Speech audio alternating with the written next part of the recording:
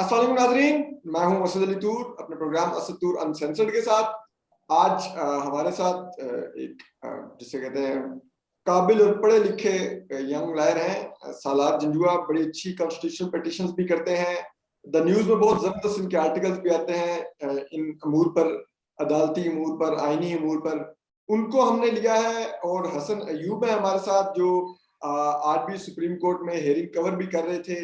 जो आज परवेज इलाही साहब ने चैलेंज कर रखा है हमजा शहबाज का मुंतखब होना, और पीटीआई ने चैलेंज कर रखा है। तो उसके ऊपर जो आज सुप्रीम कोर्ट का आज मोजेस बेंच था, वहां पर क्या हुआ, इस पर भी बात करेंगे।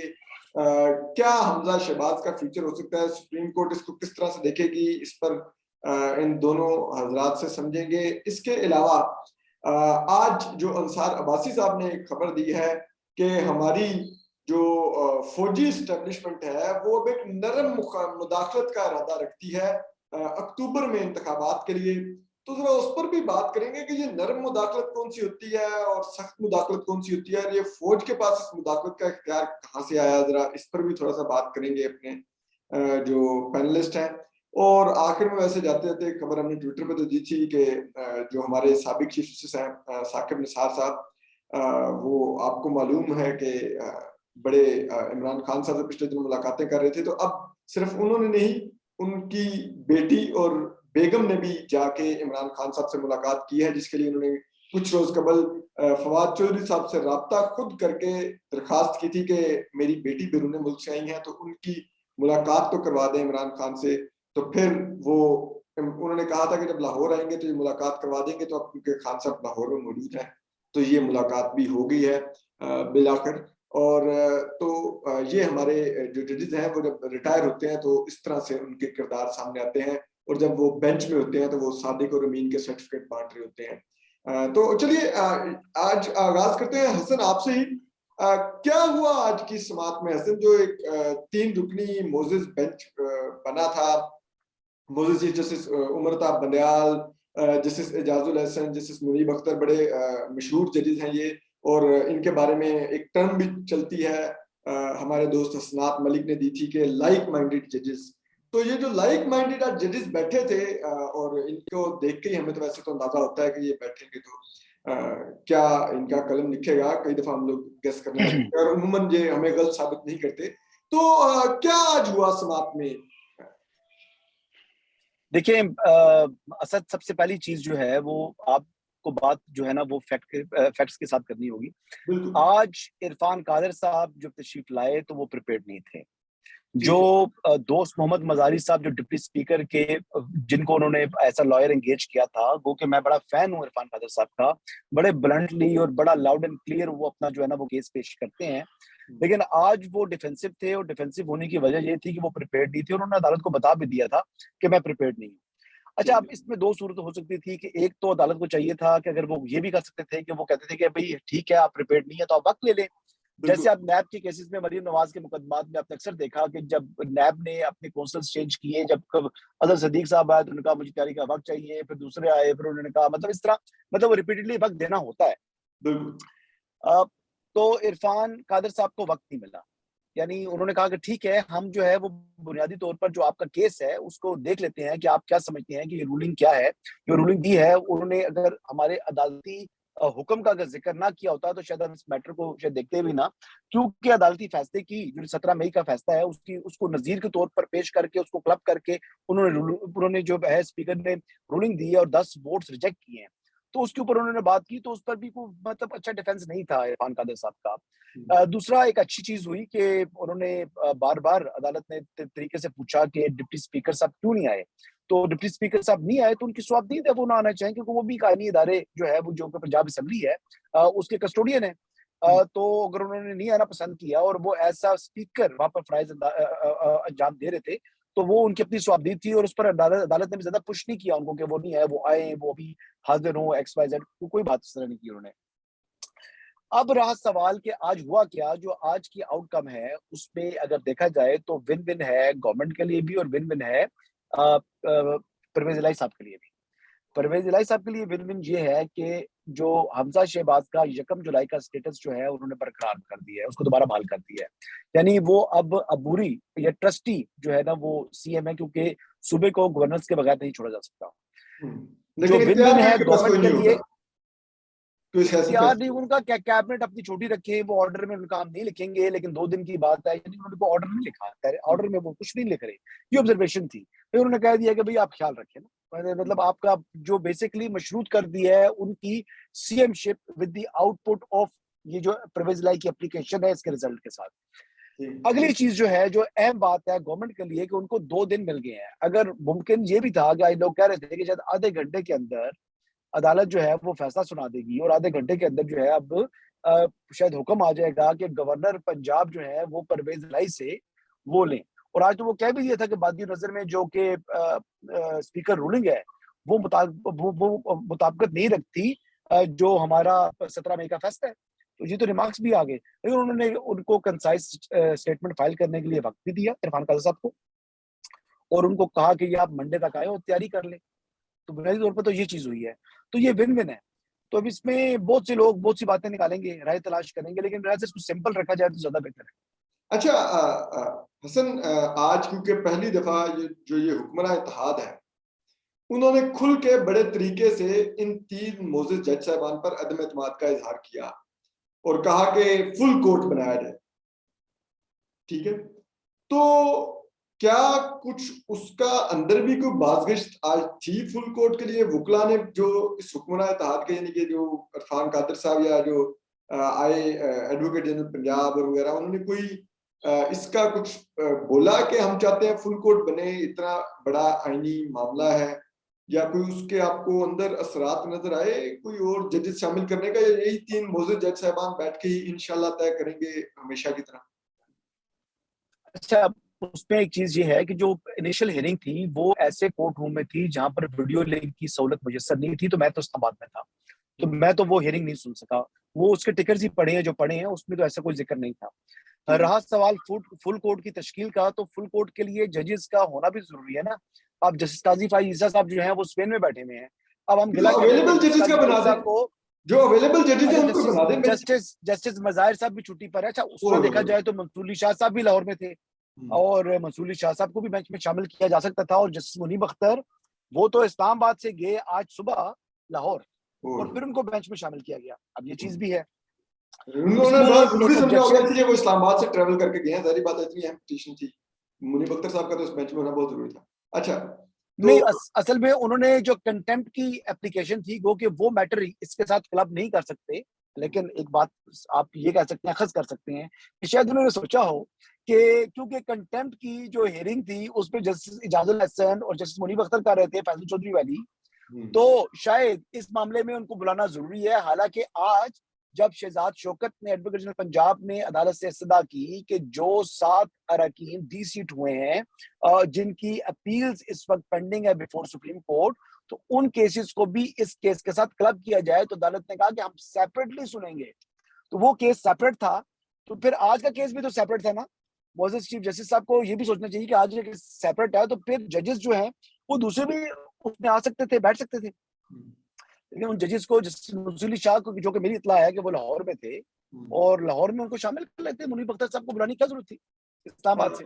नहीं नहीं, लेकिन मुनीब अख्तर साहब क्योंकि इन केसेस में बड़ी अहम, वो उनकी बड़ी अच्छी ग्रिप है हमेशा, वो समझते हैं कि पीटीआई का केस क्या होता है, बड़ी उनकी अच्छी इस मामले में अंडरस्टैंडिंग है, तो इसलिए मेरा ख्याल में नहीं, मुनीब अख्तर साहब काबिल जज हैं, मतलब वो अपनी जगह बात है। आप मैं यही कह रहा हूँ, उनकी की बात कर रहे अंडरस्टैंडिंग हैं, बहुत अच्छी वो है बहुत पीटीआई काबिल के है। केसेस के ऊपर। उनकी लहसन साहब की तो आपको समझना होगा उनकी जरूरत थी मौजूदगी। अच्छा सालार, सॉरी आपको थोड़ा ज्यादा हमने इंतजार करवा दिया। ये बताइए कि ये जो डिप्टी स्पीकर की रूलिंग है, ये किस हद तक 63A के जो वो एक ऑर्बिट है उसके अंदर है, अगर है तो, और अगर नहीं है तो कैसे नहीं है? और ये भी बताइए कि जो डिप्टी स्पीकर कह रहे हैं कि सुप्रीम कोर्ट का जो फैसला है मैंने उसकी रोशनी में ये किया है, तो वो सुप्रीम कोर्ट का फैसला क्या वाकई कहता है कि जो पैरा 3 है कि पार्टी हेड की डायरेक्शन मैटर करेगी पार्लियामेंट अपनी पार्टी की नहीं करेगी, पार्लियामेंट्री पार्टी जो होती है उसके हेड की नहीं करेगी? क्या है ये मामला, जरा थोड़ा अगर आप हमें समझाएं, हम तो इन चीजों को नहीं समझते।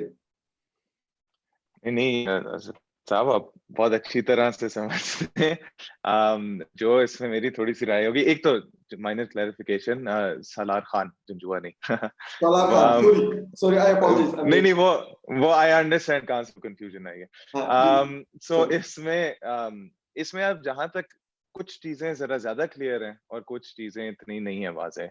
जो चीज जरा ज्यादा वाजे है वो है कि डिप्टी स्पीकर साहब ने सुप्रीम कोर्ट की जहां तक फैसले की बात की है कि उन्होंने ये चीज इसमें क्लैरिफाई कर दी है कि हेड ऑफ पार्टी की जो है डायरेक्शंस की बेसिस पर वोटिंग होनी होती है।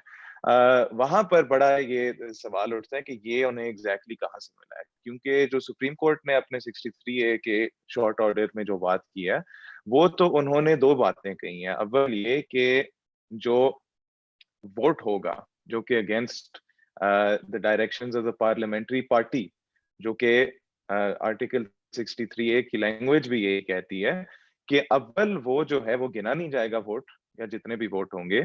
और सेकेंडली जहां तक पार्टी हेड की बात है वो तो उससे अगला स्टेप है कि फिर चाहे वो पार्टी हेड जो है वो डिसाइड करें या ना करें कि कोई फिर डिसिप्लिनरी प्रोसीडिंग्स इनिशिएट करनी है या नहीं करनी, वो एक अलग चीज है। और डायरेक्शंस जो हैं वो पार्लियामेंट्री पार्टी की तरफ से आनी होती हैं।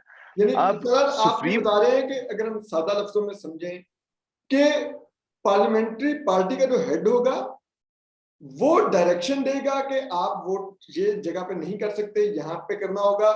और फिर अगर जो रुकन होगा वो पार्टी हेड की डायरेक्शन को, पार्लियामेंट्री हेड की डायरेक्शन को अगर वो नहीं मानेगा, तो फिर जो पार्टी हेड होगा वो फिर ये डिसाइड करेगा कि मैंने इसके ऊपर डिफेक्शन क्लास अप्लाई करवानी है या नहीं करवानी। एम आई राइट? नहीं, थोड़ा सा इसमें जो है वो टेक्निकल जरा सा फर्क है। अगर आप इसकी जरा दास्तान देखें आर्टिकल 63A की, ये शुरू होती है 1962 में पॉलिटिकल पार्टीज एक्ट से, फिर 1985 में अमेंडमेंट होती है। 14th अमेंडमेंट के थ्रू जो है पहली दफा 63A इंसर्ट होता है हमारे आइन में। उस टाइम पर जो है जो फ्रेज यूज हुआ था वो था head of the political party, जो अब उसकी मौजूदा सूरत जो है 18वीं तरमीम के बाद उसमें जो है पार्टी हेड का लफ्ज इस्तेमाल हुआ हुआ है। अब head of the political party जो है उसकी डेफिनेशन नहीं दी गई थी। 18वीं तरमीम के बाद से जो है पार्टी हेड की डेफिनेशन दी गई है। पार्टी हेड का जो डेफिनेशन है वो सिंपली ये कहता है कि पार्टी हेड कोई भी ऐसा शख्स होगा किसी भी डेजिग्नेशन के अंडर जिसे पार्टी ने डिक्लेयर कर दिया हो। अब इसका मतलब ये भी बन जाता है कि उनका बिकॉज एनी पर्सन यूज हुआ है कि उनका पार्लियामेंट में मुंतखब होना भी जरूरी नहीं है, वो जो है पाकिस्तान में अंदर भी होना जरूरी नहीं है उनका। इससे देखा भी गया था, सुप्रीम कोर्ट ने डिस्ट्रिक्ट बार एसोसिएशन वाले फैसले में इसे देखा, इस पे तशरीह की। अब इससे इससे थोड़ा सा टेक्निकली अगर हम देखें कि एक जो जहां तक पॉलिटिकल पार्टी की लीडर की बात हो जाती है, फॉर एग्जांपल, ये एक ऐसा फ्रेज नहीं है जो कि आइन में यूज हुआ हुआ है। अब है पार्टी हेड। पार्टी हेड के लिए इंपॉर्टेंट ये है कि पार्टी ने जो है डिसाइड किया हो कि ये शख्स जो है वो पार्टी हेड है। तो पार्टी हेड चूंकि एक टेक्निकल लफ्ज है, इसमें फिर ये भी सवाल बाद में उठे कि क्या साजिद भट्टी साहब बनते हैं पार्टी हेड क्योंकि वो leader of the parliamentary parties हैं शायद, या फिर के वो चौधरी शुजात साहब बनते हैं। तो पार्टी हेड एक फैक्चुअल क्वेश्चन होगा कि पार्टी हेड कौन थे और वो क्या डिसीजन है जिसके बेसिस पर कोई भी जो है वो बन जाते हैं पार्टी हेड। पार्लियामेंट्री पार्टी, अब कंफ्यूजन यहाँ पे राइज होती है और मैं जाती तौर पर नहीं समझता ये इतना क्लियर कट सिचुएशन है अभी इन लाइट ऑफ रिसेंट जो कुछ फैसले आए सुप्रीम कोर्ट की तरफ से। वो सवाल ये बनता है कि डायरेक्शन टू वोट जो है उसके लिए लैंग्वेज है कि वो डायरेक्शन आएगी पार्लियामानी पार्टी से, ठीक है। और जो फिर आगे प्रोसेस है उसमें जो है पार्टी हेड वो करते हैं। तो क्या पार्टी हेड अगर डायरेक्शन दें कि आप इस तरह से वोट करें या इस तरह से ना वोट करें, क्या वो जो है वो इक्विवेलेंट है इस चीज से कि पार्लियामेंट्री पार्टी से जो है डायरेक्शन आ गई है, क्योंकि यहाँ पर फर्क ही है इस चीज में। और ये जो है कि अब सुप्रीम कोर्ट के जो पहले के कुछ फैसले हैं, बाशमूल डिस्ट्रिक्ट बार एसोसिएशन का जो फैसला है, वो जरा से डिफरेंट एक रुख में हमें लेकर जाते हैं बनिस्बत जो अभी ये शॉर्ट ऑर्डर जो आया सुप्रीम कोर्ट की तरफ से। ठीक है, तो अब जैसे कि आपने इसको डिफाइन किया, अब मुझे बताएं कि क्या जिस तरह इमरान खान साहब या असद उमर की डायरेक्शन थी पहले, तो क्या उसको हम कंपेयर कर सकते हैं चौधरी शुजात की डायरेक्शन के साथ? देखिए, अब इसमें बात यही है, ये काफी लोग सोच रहे हैं कि अगर कोई ना कोई रास्ता निकालना पड़ता है, नॉट के नेसेसरीली मुअज़्ज़ज़ जज साहबान कुछ निकालना चाहेंगे, बट अगर कोई निकालना चाहे इस तरह का रास्ता, तो वो फिर किस तरह से हो सकता है? और वो मोस्ट लाइकली जो है, बिकॉज़ इतना एक लेकर जा रही है जहां पर वो पार्टी हेड और पॉलिटिकल पार्टी की जो डायरेक्शन है उसे इंटरचेंजेबली भी यूज कर चुके हैं। और इस पर अगर आप चाहें तो रीमा उमर साहिबा का भी एक थ्रेड था जिसमें उन्होंने डिटेल की कौन से फैसले हैं। जी जी। वो एक तरफ है, वो एक तरफ कानून एक तरफ है। हम्म, अगर आप डिस्टिंग्विश करना चाहें तो आप फिर शायद अगर फैक्ट्स में से कोई गुंजाइश निकल सके तो शायद बात बन सके। वो इस तरह से कि अगर आप फर्ज करें आयशा गुलाला का केस ले लें, जो सुप्रीम कोर्ट के सामने गया था, उसमें उन्होंने कुछ ना कुछ पैरामीटर्स देखे थे कि अच्छा ये किस फॉर्म में ये डायरेक्शन आई है। अ, उसमें ये भी आ जाती है बात कि अच्छा किस टाइम पर ये डायरेक्शन दी गई थी, कि अगर हम मान लेते हैं कि direction from the political party ही है, बिकॉज ये पार्टी हेड से आई है for whatever legal reason, तो क्या ये उस टाइम में पहुंच चुकी है, लीडर जो मेंबर्स थे ऑफ द पॉलिटिकल पार्टी, क्या वो अवेयर थे, had they been informed in time, उसकी प्रोसीजरल जो रिक्वायरमेंट्स थी वो क्या पूरी थी? कुछ कुछ ओके। पॉलिटिकल पार्टीज होती हैं, उनके अपने कॉन्स्टिट्यूशंस होते हैं, उनके अपनी प्रोसीजरल मैकेनिज्म्स होते हैं, क्या वो फॉलो हुए थे in order to reach this decision? But मसला ये है कि चूंकि लॉ क्लियर नहीं है इस चीज पे, जहां पर आइन का जो टेक्स्ट है वो क्लियर नहीं है कि ये किस तरह से ये स्टेप्स होंगे, तो वो फैक्चुअली कुछ ना कुछ आप शायद उस चीज को डिस्टिंग्विश कर सकें। एट द सेम टाइम ये चीज जरूर है कि जहां तक पीटीआई के एमपीएस की डिस्क्वालिफिकेशन की बात है, वो बजाहिर तो काफी क्लोजली अलाइन होता है इन फैक्ट्स पर। कोई ऑन रिकॉर्ड कुछ गालिबन meeting minutes of the meeting वगैरह लाए गए थे ये दिखाने के लिए, साबित करने के लिए कि कोई इंटरनल कंसेंसस हुई थी इस फैसले तक पहुंचने पर। मगर क्या वो फैक्टर इन हुए थे ईसीपी के इवेंचुअल डिसीजन में? कुछ उस पर सवालात भी उठाए गए थे कि कितने हद तक ये जो हैं ये वेरीफाइड डॉक्यूमेंट्स हैं। तो कुछ चीजों में सिमिलैरिटीज हैं, इन द सेंस कि जरूरी नहीं है कि उस केस में भी जो है कोई वेरीफाइड इस तरह की प्रोसीजर हुई हो। और अगर वो केस है तो फिर एक तरह से ये दोनों सेम है, बिकॉज यहाँ पर भी बजाहिर कोई इंटरनल कंसेंसस की बेसिस पर हम यहाँ नहीं पहुंचे। बजाहिर तो बस ये हुआ है कि चौधरी शुजात साहब एक डायरेक्शन दे दिया और डेप्यूटी स्पीकर ने वहां पर बोला कि ये अभी ये मेरे इल्म में एक चीज आई है।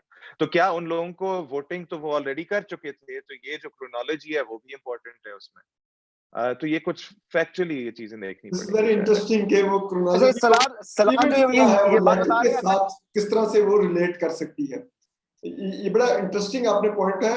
लेकिन इस पॉइंट को कंक्लूड करते हुए ये इस लेटर वाले मामले को और स्पीकर की रूलिंग वाले मामले को, डिप्टी स्पीकर की, सलार क्या आपको लगता है कि डिप्टी स्पीकर की रूलिंग स्टैंड कर सकेगी सुप्रीम कोर्ट में और हमजा शहबाज बच पाएंगे, या आपको लगता है कि सुप्रीम कोर्ट अल्टीमेटली उनकी रूलिंग को स्ट्राइक डाउन करेगी और चौधरी परवेज लाई सीएम बन जाएंगे?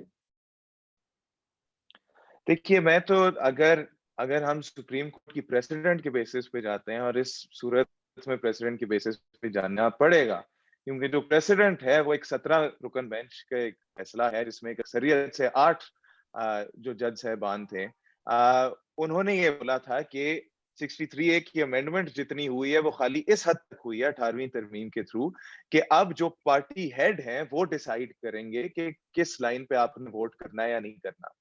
तो इस पैराग्राफ, इस पोर्शन को मद्देनजर रखते हुए जाहिर ये होता है कि सुप्रीम कोर्ट की इस जजमेंट की वजह से अब जो है कोई फर्क नहीं रहा directions of the political party में और directions of the party head में। अब वो अलग बात है कि क्या ये ठीक है या गलत है, ये आइन के मंशा के मुताबिक है या नहीं है, मगर चूंकि अब एक फैसला आ चुका है, एक 3 मेंबर बेंच जो है इस चीज को ओवरटर्न नहीं कर सकती। तो लीगली तो मैं समझ रहा हूँ ये शायद मुश्किल होगा। फैक्चुअली जो है जरूर अगर इस तरह की कोई चीजें सामने आ जाती हैं जो कि डिस्टिंग्विश कर सकती हैं, तो वहां पर कोई ना कोई गुंजाइश बन सकती है। मतलब आप कह रहे हैं कि हमजा के सरवाइव करने के आपकी नजर में चांसेस ज्यादा हैं 8 मेंबर बेंच की रूलिंग की वजह से?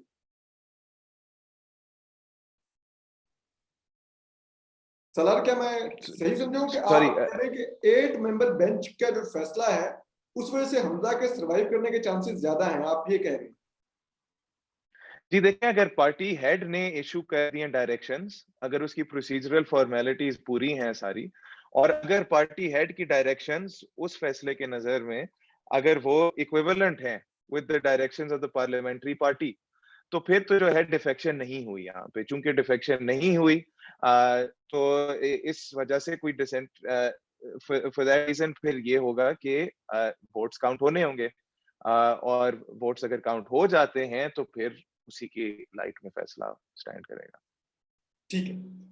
अच्छा, अब मैं एक दूसरे जो एक अहम मुद्दा है वो अब हमारी जो मिलिट्री स्टैब्लिशमेंट है उसके बारे में अंसार अब्बासी साहब की स्टोरी है, उन्होंने आज ब्रेक की है। ये उनका ये कहना है कि फौज ने ये मुदाखलत का फैसला किया है, नरम मुदाखलत का, जिसमें गवर्नमेंट और अपोजिशन जमातों को साथ बिठाया जाए और अक्टूबर में इंतखाबात पर इनको राजी करवाया जाए और इनसे मुज़ाकरात करवा के जो सब कुछ है वो तय करवाया जाए।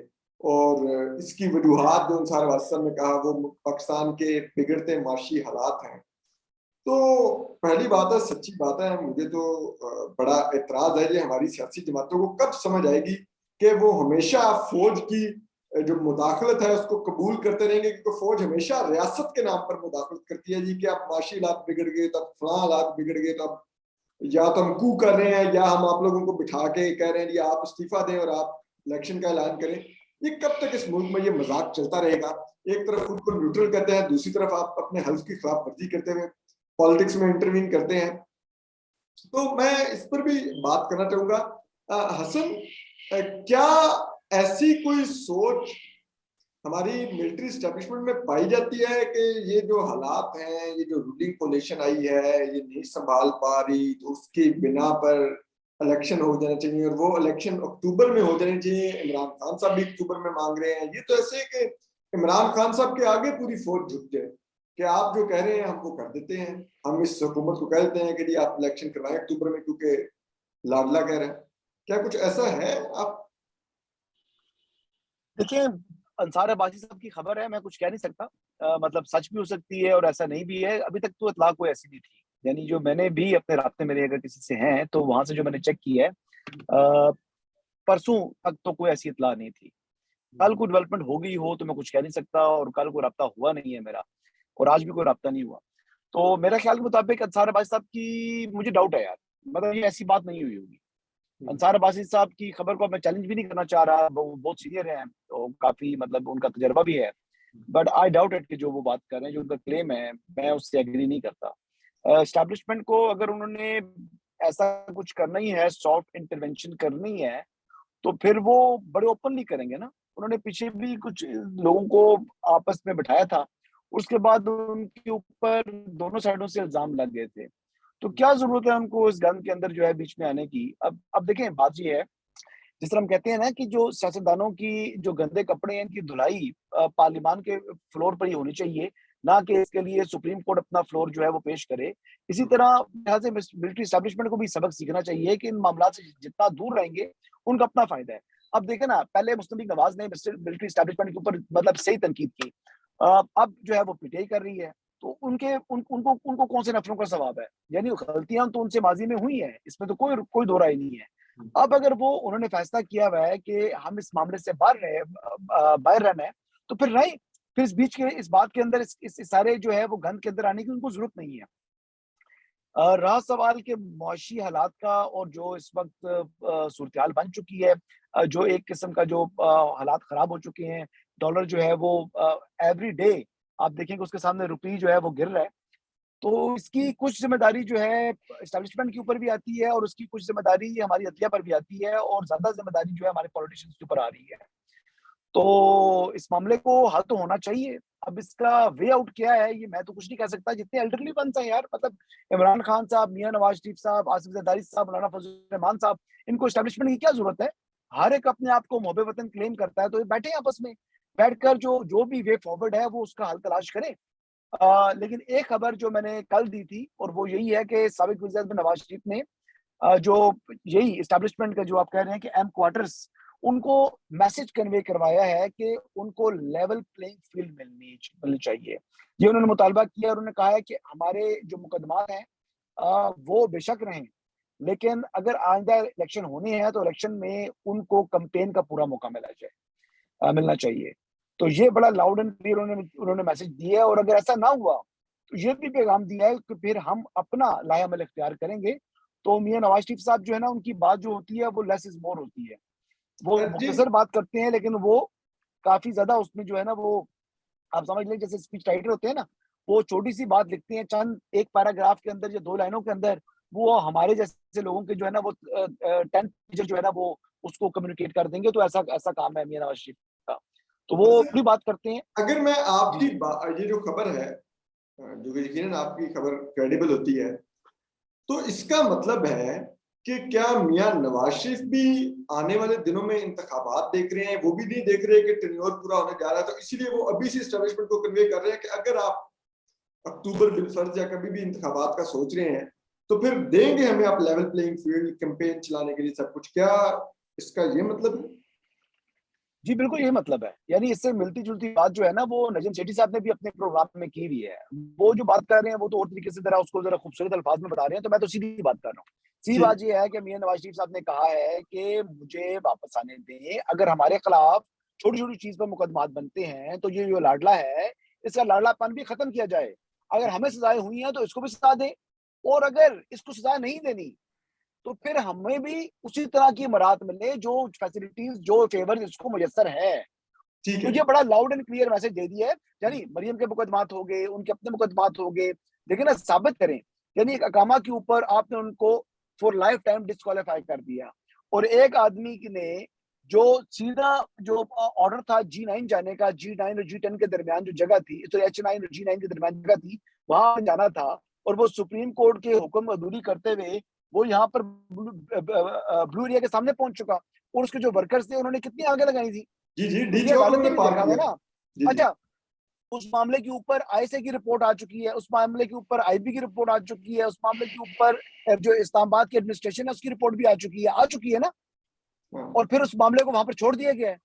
तो अगर जी। इस तरह का कुछ अमल किया होता इन्होंने, तो इनकी कोई थी, आप समझ लें बचत हो वो, मतलब कोई बचत ही हाँ, नहीं थी ना इनकी। नहीं, नहीं, वो इनको तो आप सजा ठीक कह मिल रहे जानी हैं, चाहिए। लेकिन वो हसन, वो हमारे मोअज़्ज़िज़ जस्टिस उमरता बदियात समझते हैं कि वो इमरान खान के बारे में काफी खुशगुमानी रखते हैं, तो वो कहते हैं हो सकता है उनको फैसला सही कन्वे ना किया गया हो, तो हो सकता है इमरान खान नहीं, साहब नहीं, यही वो समझते हो कि दरख्त वो भी जलाने का शायद हुक्म आ नहीं, गया। नहीं, तो अच्छा। वो भी आपको बता दूं, हाँ, उसको किसी मुनासिब वक्त पर शायद इस्तेमाल करने का सोचा हुआ होगा चीफ जस्टिस ने। चीफ अच्छा, मतलब जस्टिस हमारी उमरता अदालत भी बंदयाल भी। मुनासिब वक्त का जी, इंतजार जी, करती है कब उन्होंने जी, जी। किस चीज को किस तरह प्ले करना है। अच्छा, हो हो अच्छा। सकता है इमरान खान को वापस लाना हो ईवान के अंदर। हाँ, ठीक है। हो सकता है कौमी असेंबली में वापसी उनकी मुमकिन होनी हो, करानी हो। चल, अच्छा, सालार, आप अगर जरा हमें बता सके, क्या पाकिस्तान के आइन में कोई ऐसी गुंजाइश है कि फौज कोई नरम या गरम या सख्त या जिसे कहते हैं वो मुदाखलत कर सके सियासी मामलात में? कि आप इलेक्शन करवा दें, मईशत बैठ गई है, इमरजेंसी लग गई है, फलान हो गया है, ये हो गया है, तो आए इलेक्शन करवाते देखिए, हैं? तो आइन ऐसा मैंडेट देता है अफवाज पाकिस्तान को? हमारी हिस्ट्री तो अगर देखें तो आइन से ज्यादा जो जिस चीज की तरफ देखा जाता है वो लुगत है, क्योंकि कभी जो है वो सबवर्जन होता है, कभी एब्रोगेशन होता है, इस तरह से बस वो चीज एक्सपेंड होती जाती है वो लिस्ट। इसी तरह से हार्ड इंटरवेंशन है, सॉफ्ट इंटरवेंशन है। आइन में तो आर्टिकल 245 है, और आर्टिकल 6 है फिर हमारे पास। 245 में जो आर्म्ड फोर्सेस हैं उनका मैंडेट जो है वो डिफाइंड है। अगर वो subject to law upon the direction of the federal government जो है वो आते हैं, या किसी गवर्नमेंट के एड ऑफ सिविल पावर, तो ठीक है, वो कर सकते हैं। वो यूनिलैटरली अगर चाहें कि वो आ जाएं और वो अपनी कोई हार्ड इंटरवेंशन करें, सॉफ्ट इंटरवेंशन करें, ऐसी कोई चीज आइन में तो नहीं है। और ये ऐसा अमल उनके हल्फ की भी खिलाफ वर्जी होगा कि सियासत में हिस्सा नहीं लेंगे, और ये उसकी भी खिलाफ वर्जी होगा। वो बिल्कुल, और, वो तो और ये वो जो भी आइन में दी गई है। और ये जो इलेक्शन कब होंगे, अगर असम्बलियों की मुद्दत पूरी होने के अलावा, तो फिर तो ये खालिस्तान एक सियासी फैसला है जो एक हुकूमत और एक सियासी जमातों ने लेना होता है कि कब हम इलेक्शन करवाना चाहते हैं।